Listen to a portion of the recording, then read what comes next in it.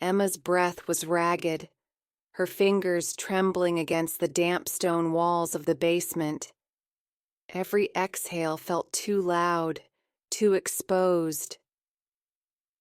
The distant toll of the bell echoed through the darkness, but beneath it, there was something else. Do you hear it?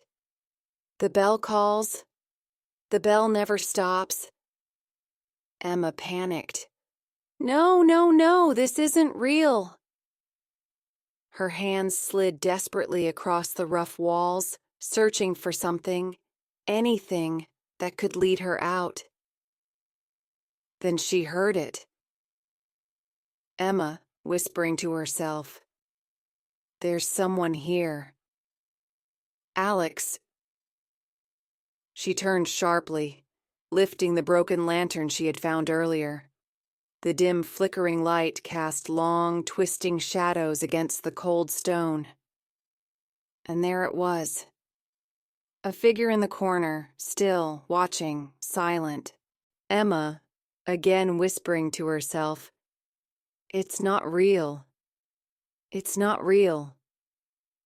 She forced herself to look away, her chest rising and falling rapidly. When she blinked, the figure was gone. But the whispering remained.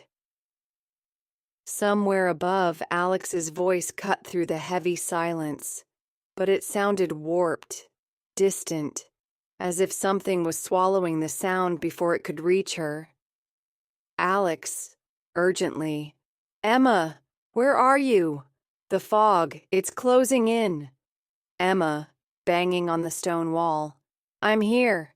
I'm here. Alex, get me out." Emma's hands found the splintered wood of an old shelf. She shoved it aside, revealing a gap in the stone, a hidden passage. She didn't have time to question it.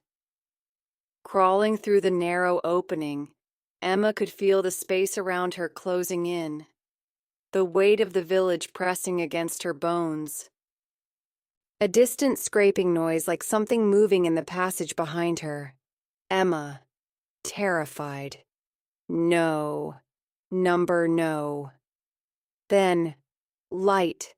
She emerged, gasping into the ruined streets of Velmora. The fog twisted unnaturally around her feet. And she was not alone.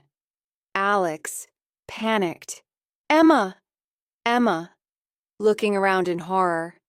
"They're everywhere." The lost villagers, frozen in place, their hollow eyes staring through the mist. Emma, whispering to Alex, "They're waiting for something." Alex, gripping her arm, "No, Emma. They're waiting for us." The bell tower loomed ahead, its broken doors swaying slightly in the wind.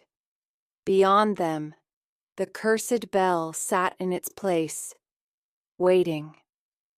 Just like the villagers. Emma's mind raced. If the bell started this, maybe it could end it.